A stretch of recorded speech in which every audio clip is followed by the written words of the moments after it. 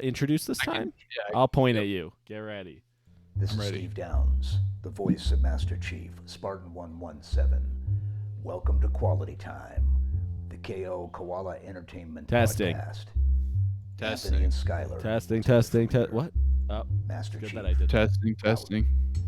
Testing. Okay, cool. Now we're good. Hey.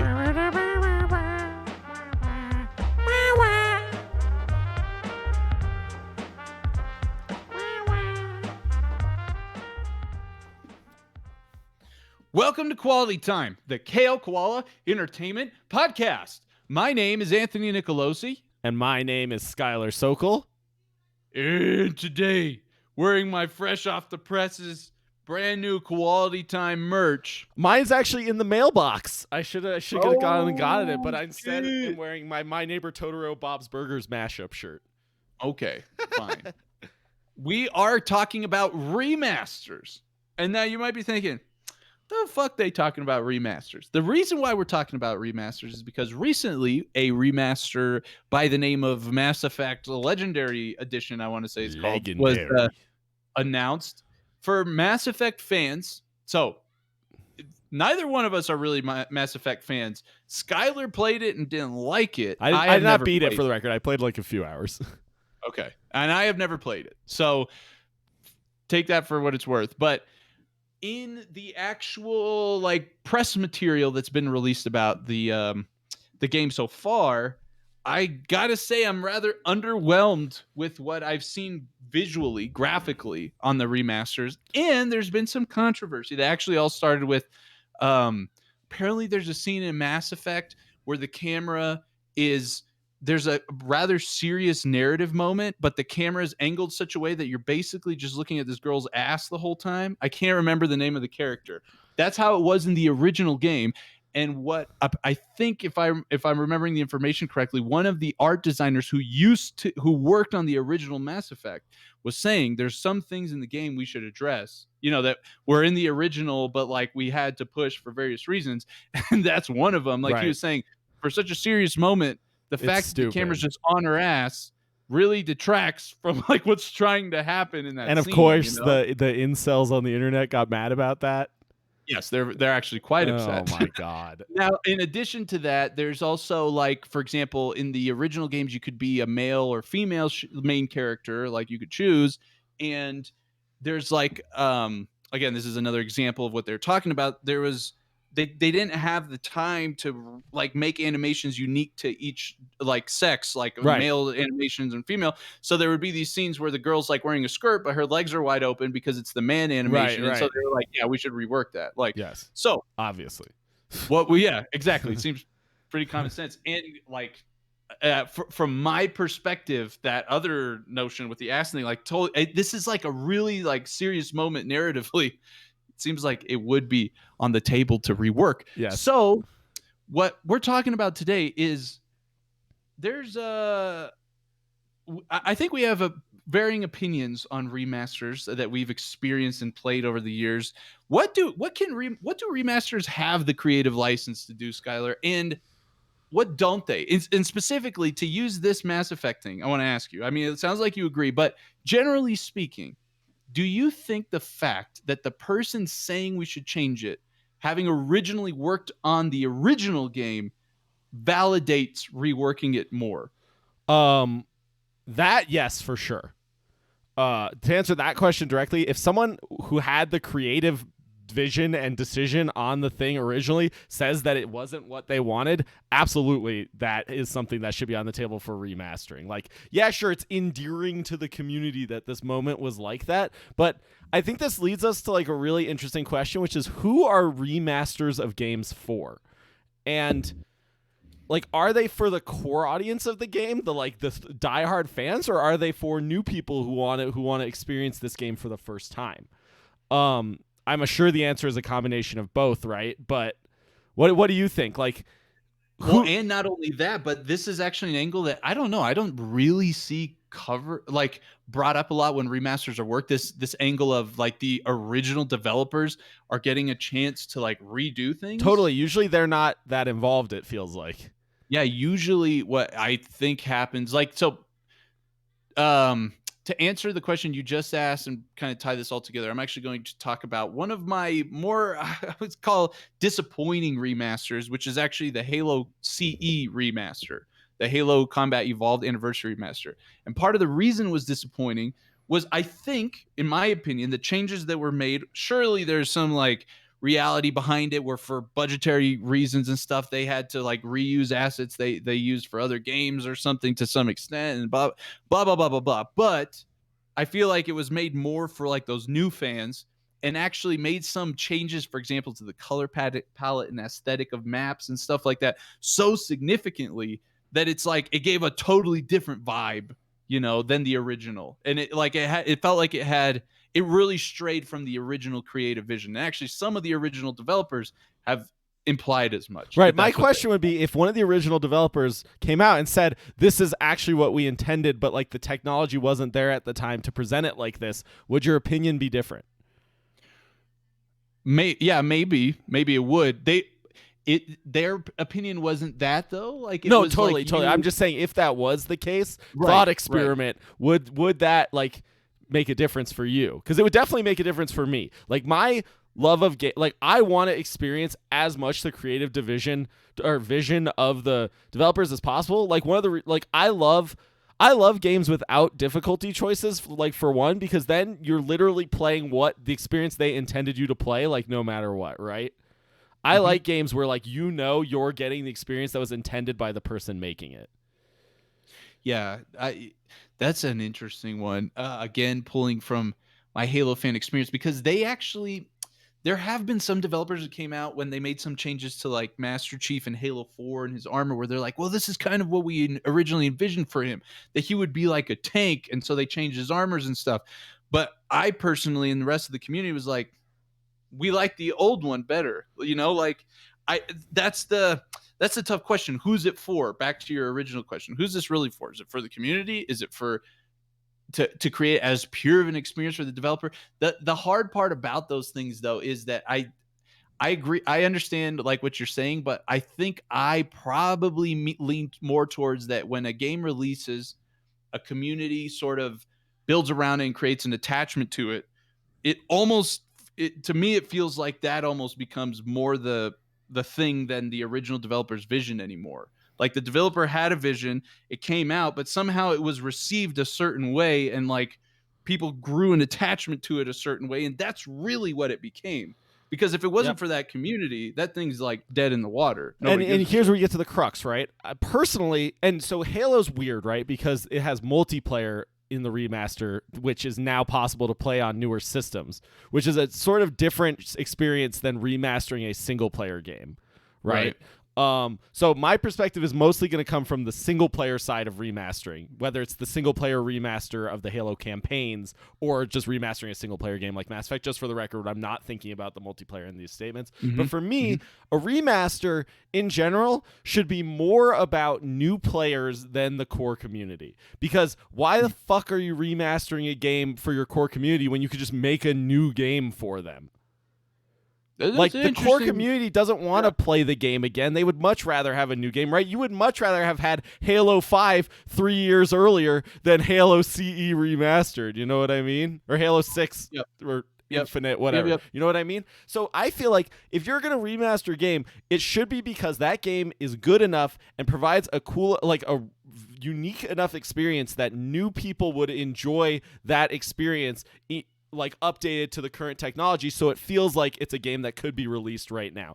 And I think only one game, in my opinion, has ever done this even remotely successfully. Okay. And that game is Demon Souls. Demon Souls, like... Didn't you like the Bioshock one, though? I mean, I the Bioshock one was fine, but it's not like it made that crazy of a difference. Like, and that's my big problem with most remasters. They look almost the same. Like, they're not that much better. They're not better enough that I feel like they but even like the Halo one or the Bioshock one, like, you show me comparisons of those, it's like, yeah, it looks better, but it doesn't look like a brand new game that should be coming out right now. Like, remasters never look like a game that should be coming out in the current generation, ever. Except for Demon Souls. That's the only one I've ever... Demon Souls, I mean, is one of the best looking games I think that's ever been made, the remaster.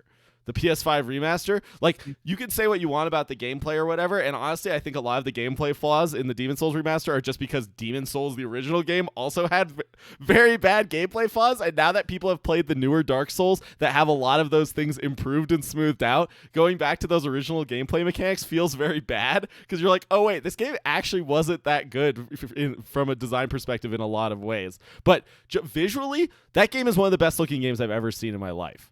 And I'm sure you've watched trailers and videos of how amazing that game looks, right? Really good. And no remaster has ever looked that good, in my opinion.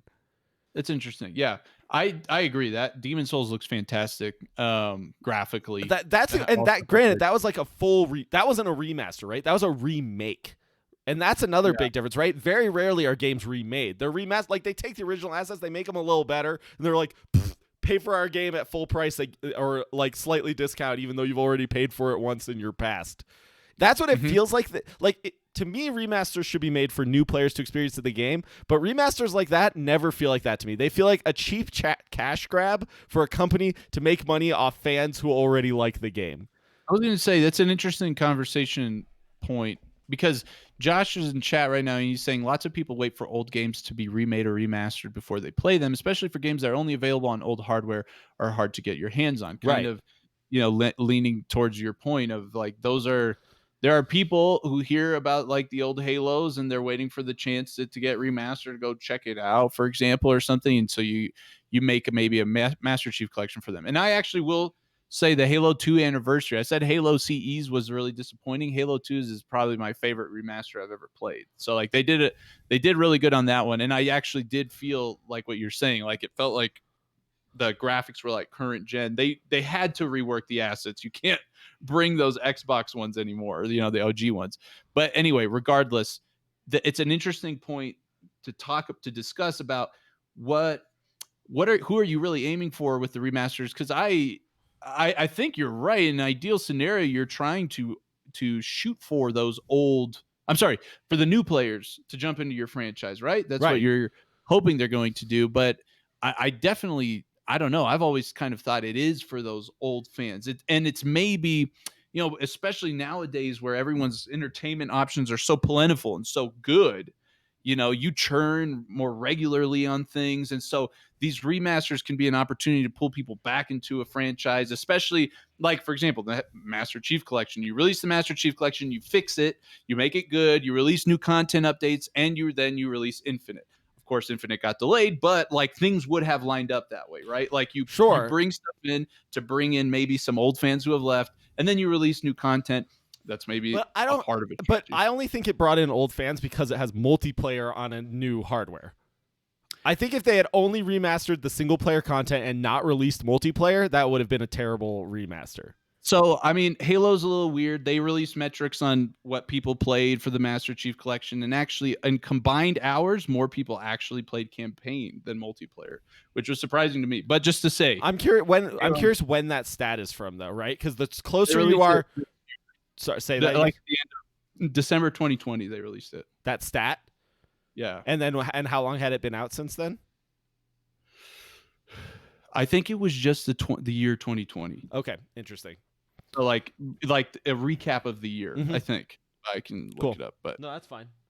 But like Halo is maybe unique in that regard. I agree with you that if Halo didn't have multiplayer, it's not to say that not a fuck ton of people just pulled it up to play a game or two of big team battle again. You know what I mean? Like, right. Yeah. More like what I'm saying is like, I would be curious to see the sale. Like, I think that stat is interesting, but it doesn't really say anything about the point I'm trying to make, which is that like, I'd be interested to see the sales of a Halo campaign only remaster that did not include bringing the multiplayer to new systems for those old games compared to the sales of this remaster. Yeah. Right. I think it would be personally, I believe it would be significantly less, but I definitely think it'd be less. It's hard to say. It's impossible. And that's what's interesting, right? Because most remasters are single player games, right? And that's why I'm focusing on that, like games that don't include a remastered multiplayer experience. And that's where like it gets really weird. Yep. No, the there's a remaster that's It's escaping me. I feel like the remaster. There was a period of time where it felt like everything was getting remastered, just like 5 or 6 years ago. I think it still feels like that, honestly. I mean, yeah, I feel like it's been a little less, but there's definitely still. I mean, Demon Souls is Prince an of example. Persia Remastered is coming out like next year. Yeah. Yep. So I don't know. Not now remaster. Woo! In the chat. Personally, I hate remasters. I'll just say it. Like, I think they are literally there to be cheap cash grab. I hate it in movies too. Like reboots of movie. Like, it's just like, instead of making a new movie, we're just gonna make the same movies again, but a little different. Instead of making a new game, we're gonna make the same game again, but a little different. Like, no, don't do that. No. I don't. Well, and to your point, dude, I totally agree. It's a cash grab. It's a there's an element of 150%. It's the same reason why people release sequels to existing franchises instead of risking a new intellectual property. It's because once you have momentum with that intellectual property, there's less financial risk of that game being successful. Even better if you're remastering a nostalgic grand slam, right? You know, right now, Neo is actually an interesting example because the Neo remaster did just come out. Neo is a game that was not that popular originally. It's not like a hugely successful game. It was pretty successful, but not hugely. And I think that is another opportunity where remasters could be valuable and actually appreciated. Is a game that was good, like a highly well reviewed game that didn't get a lot of visibility. And now you could remaster it for the current gen and it could have another chance to gain visibility for people to experience a good game, right? Yeah, that that's could be interesting. good. But in general, I am much more in support. If you're gonna remaster your game, then you better fucking remake your game. You better do what Demon Souls is. Otherwise, keep that crap away from me personally. Cool. Yeah, I think you kind of already answered your favorite remaster ever. Demon Souls is honestly the only remaster that has ever like impressed me. Okay. Yeah, my favorite remaster, like I said, was Halo 2's Anniversary. It was fantastic. I think they did a great job on audio and on the graphics. It was really good. It was like legitimately really good. So maybe it was on the fucking potato Xbox One too. Maybe I haven't seen it, but nothing I saw of the Halo remasters really impressed me. But maybe I didn't look enough. You also might have seen Halo CE too. The Halo CE didn't look nearly as good. The other thing is that like Microsoft went they went all out with getting like blur for the cutscenes and stuff. It was like, that really felt like, I don't know. I like, it felt like they intentionally went back and tried to make like a really kick-ass modernized, graphics and audio. I'm looking at like a video with comparisons now, and it definitely like it definitely looks significantly better. Yeah. I can see why. That's another remaster that I would support with something like that, right? Because that's more of a remake once again, right? Yeah. Well, yeah, and like I was saying before, technically they had to remake assets and stuff because they couldn't use what they made on the Xbox.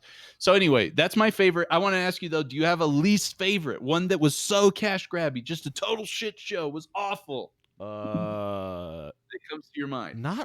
Like I said, I basically just avoid them completely. So can I say Madden 2020? Every sports game that releases every year ever. Can the new iPhone be my least favorite remaster? Super Mario 3D All-Stars we get in chat. Interesting. Really, Josh?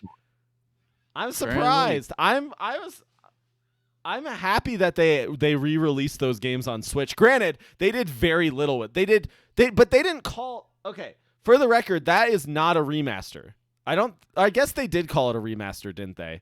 Because if Nintendo just releases new games on a console that on a newer console on new hardware, I'm fine with that. I'm fine with people releasing their games on newer hardware and just releasing them in the state they were in and not calling it a remaster. Like, do that all you want. That's fine with me.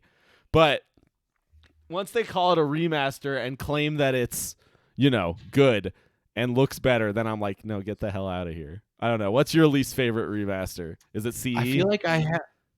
Well, I mean, I was disappointed in CE. I can't say I hate it. Like, there was just some parts where it was like, right. But I feel like there is a remaster I've played. What do you think about this? So this is another remake that I'm actually excited as fuck to try one day. Is the Final Fantasy VII remake. Right. That is an actual remake, and I full support of that. Yeah. And same with Resident Evil 2 remake, right? That's great too. They actually remade. Right. That's a remake. That is okay. Do that. If you want to do something, developers, do a remake for me, or just release your game at support with higher resolutions and don't call it a remaster. Just say, "Here's our game. We're releasing it to new hardware with support for higher resolutions." Yeah. No, I agree. Final Fantasy VII is like, as Josh is saying in the chat, is a totally completely different game. Similar to Demon's Souls. It's basically like a completely new game. I don't know. I'm personally a big fan. That way you also maintain the original experience. Like that can be its own thing. I think that, that's the other thing I don't like about remasters is the possibility you jeopardize that original experience by putting out some shit show, Right, or exactly. something. Yeah, if it doesn't like live up to the current gen, then it's still going to feel like a shitty old experience, right? So it doesn't really improve it or make it feel like it's like better for a new player. It's like, why didn't I just play the original at that point? Yeah. I'm trying to think. I get just because I haven't, really played a ton of remasters that I was particularly disappointed in CE's winning, but yeah. I basically just don't play them because like I've had the original experience and no game has come out. I mean, Demon's Souls is one that I would play if I had a PS5 for sure. But outside of that, yeah. Right on. Quality time question? Super Monkey Ball Remastered. If that ever comes out, I'm playing that shit. I want that shit in my HoloLens, and the only way I can play it is if I'm in a bubble and, that I can you're spin around. Just roll it around your house. Hell yeah. In my house, right? Yeah. HoloLens, augmented reality, not virtual reality. I have to actually like roll down stairs and shit. Well, you've seen the Mario Kart game, right? This is so off topic, yes, but the AR one, augmented, that game is sweet. I mean, granted, I saw someone like talk about how difficult it is to actually set up. Like, you literally just have to set up a Mario Kart course in your house. It doesn't do that much for you, but it's a really cool idea and like definitely one of the best AR implementations we've ever seen.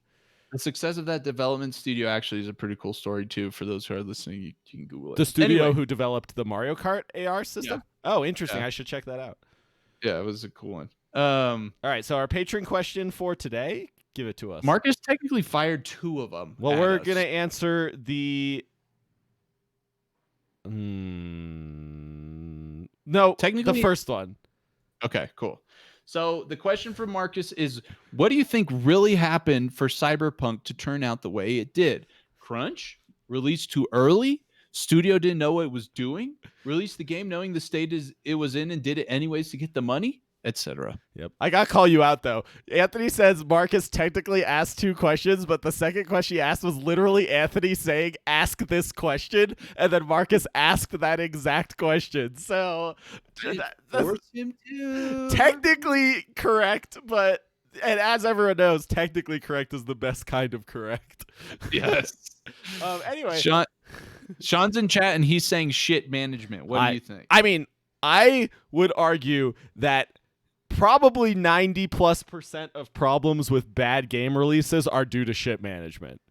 I very rarely doubt it is the developer's fault that a game turns out badly, especially these AAA titles, because individuals are responsible for such small parts of the game that it's impossible for it to be their fault. Like, yeah, you know what I mean? definitely don't think this is the fucking fault of the artist. Right. Right. Like, yeah, animators or whatever. I agree. I think the big problem with the game industry right now is this time pressure to like build hype on your games and then release them as fast as possible, right? Like Cyberpunk could have taken another year to develop and it would have still made back like 10 times its money on the first day, right? And that's the issue, that they know that they can release it in this state and it'll make back 10 times its money. So I feel like management and financial planners and these board people in these AAA studios are caring less and less about delivering quality products. You and I were talking before the podcast about the Moon Studios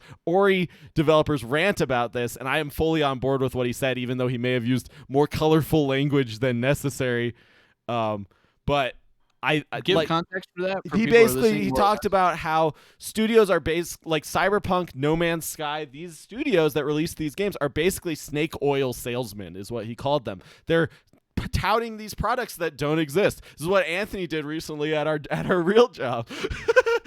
Yeah, just use the prototype. Right, So much like, hack. and that happens. And Watch Dogs is another example of a game that did this, where like their original demo was like all hard-coded shit that promised that stuff would come later, and it just never came. And I just think that is the problem here, is that these companies want to have this vision and they know they can make it, but they aren't willing to give the time to actually make that vision because they want to make that money. Using based off of the experience in in our professional jobs and like how just this stuff can kind of work, and just my opinion, this is obviously so armchair, we don't have all of the variables or anything, but the things Marcus calls out: crunch, released too earlier, studio didn't know what it was doing. First of all, I definitely don't know I don't think it was that. I think that studio is mega talented, right? They've put out a bunch of good shit. I will tell you a secret tidbit. I have a friend who has a friend who works for CD Projekt Red who said that crunch thing was bullshit, the public crunch announcement, and that they'd been crunching for like 4 years. I bet. Yeah, I'm not surprised. But crunch also, kind of all coming down to that shit management that like Sean's saying. Totally. Like the reality you put, what I'm kind of thinking, because like you kind of see this happening. I guess I feel like I'm seeing this happen more, but maybe I'm more hyper focused in one area. Like for Halo usually had a 3-year marketing cycle, and they didn't fucking say a thing about it until like a couple months before the game was supposed to release. Like people are trying to tighten the marketing cycle, and I don't know. I think that can help you wait. Because what I'm thinking in my head is, why did CD Projekt Red show that original demo a few years back at E3 and create demand being so far away from I agree. final I goal? think tight marketing schedules are 100% the best way to alleviate this problem, because then then you know the game is in a good state and the pressure is off, right? Or is more off. But Cyberpunk was like, here's hype like 3 years before it. How long was it? 3 or 4 years before it released or something? The problem is, and this is what I'm starting to think in my head also at the same time, is like maybe part of the reason they do that is because they're starting to get pressure. So they are publicly traded in Poland. Right. Like So maybe they're like, let's pressure get our from their stock up a investors. bit with an announcement. Or show something. What the fuck are you doing? Right. Like, and so that's why they show that in the first place. But that's the catch-22 you put yourself in. Sean said exactly what I was just thinking. He said Elden Ring Keck W, which is exactly what I was thinking about. Elden Ring is a great example of that. They've said one thing ever about the game and never released any information except that Phil Spencer played it and enjoyed it since the announcement of the game. And people are so upset about that. And I guarantee you it was just to like generate some hype, like to raise their stock a bit. And that shit pisses me off, as you know. I mean, to fight for that. Maybe for that, fighting for mind share is a thing, but it's an intellectual property that size, I don't think you need to fight for mind share. Right, that's what's crazy. Same with Cyberpunk, right? Like everyone was looking so much forward to see Project Red's that game. It didn't matter that it didn't need to have a long marketing cycle. Like I said, it's armchair, but it's still, I don't know. I feel like when if you are for example, if you're Valve and you want to make Half-Life Alyx, which is this totally off, it's not going to be even financially successful. It's totally out of left field from that kind of a perspective, that you're going to at a market that it's got a super small install base. You don't give a fuck. You creatively made what you made. Your business needs are met elsewhere. In this case with Steam, like, I don't know. Half-Life Alyx, from my perspective, looking at people played it, was one of the first games outside of Beat Saber that I was like, I'd play that shit on VR. No, and it's widely agreed to be one of the best VR games ever made. So that's what I'm saying again. Like, would CD Projekt Red have even said something? Who knows? Like, if they didn't have investor pressure. I personally don't think they would have released it when they did. I feel like they were probably like, you released that shit holiday season, buddy. Just like most of the problems in our society, capitalism is the core issue here. The way, I went that infrastructure definitely doesn't help for sure. But like, you put yourself in that position is what I'm saying. And that's the stock market is a scam. Capitalism is a scam. Fuck everything. One thing we gotta give Bethesda some credit for, gotta be honest, is their announcement of Elder Scrolls 6 and Starfield, right? They, like, their fans wanted to know that games were coming from that studio. But they didn't release like any gameplay. They didn't show anything. They literally just said, "This is Elder Scrolls 6 exists, Starfield exists." That's it. If you want to create, like, if you want to just tell your fans that your game is coming, I think that is the way to do it. And then later, when the game is ready, then you start your real marketing cycle, your real short marketing cycle. But you make it clear that you're basically just telling them that the game exists. You're not trying to like build hype. You're just trying to say, hey, this is coming. We love you. We want you to know that this is coming eventually. But how do you see that different from the Elden Ring thing? Because Elden Ring showed a trailer, a cinematic, like, actual trailer attempting to generate hype. Yes, exactly. Okay, it gave people the misimpression that the game was close to coming out. That's fair. That's fair. I mean, that's also like, what is it, Metroid Prime 4 or whatever the fuck? Yeah, Metroid Prime, you're going to trigger Sean now because that's like, I'm curious what Sean thinks about the Metroid Prime shit. Like, yeah, because that is technically the same. I mean, the thing about that one, though, in my opinion, is that, like, why did you tell anybody? Well, that one had major development issues. Yeah, as Sean said, they had to restart development. I don't think their intention. Why did you tell anybody? Because they didn't know they were going to have to restart development. I think that game was well along. Like, it was coming along, and they expected to release it in a few years, and then that happened. That's a different thing. That's like extenuating circumstances that I don't blame them for. Like, the same thing could happen for Elder Scrolls 6, and as long as they're transparent about it, I don't think anyone's going to be that upset. Unlike what's happening with Elden Ring, what happened with Cyberpunk, what happened with Watch Dogs, No Man's Sky, etc. What do you think about this? Should you pull a Halo Infinite, intentionally show a shitty build so that you can get like public backing on delaying your game? No, your studio should fold if you do that on purpose, and your game should fail. Yeah, my guess is they got pressure to put that out. My guess is the irony is that, like, what actually happened is they put that out there seriously, and that's way sadder than the like conspiracy that they did it on purpose. Dude, I don't. It's so weird because they also then subsequently delay it. You know, it's weird. It'd be interesting. I wish it could be like that fly on the wall thing. Yeah, I imagine some like shitty board member demanded they put something out. They did, and then someone, whoever the good egg in the room was like, "Fuck this, we're delaying this game." And they had thankfully had enough power that the other people had to say okay. Yeah. Right? Because I don't know. I would love to do like a survey of the developers and artists of Halo Infinite and none of the like higher up people. Just be like, did you know about the trailer being released and what did you think of it before it came out? I would love to see like what people who had at their level knew about it. Yeah, that would be so. We'll never get it probably, but that would be so interesting. Anyway, thanks for question, Marcus. Yeah, where can people find us? You find us at koalaentertainment.com. There you have links to all our social media, including, most importantly, our Discord, where we do the giveaways every 3 weeks, where you get lore tidbits, lore drops of the universe of our upcoming game, as well as being able to participate in an idle game that relates to the universe of our upcoming game.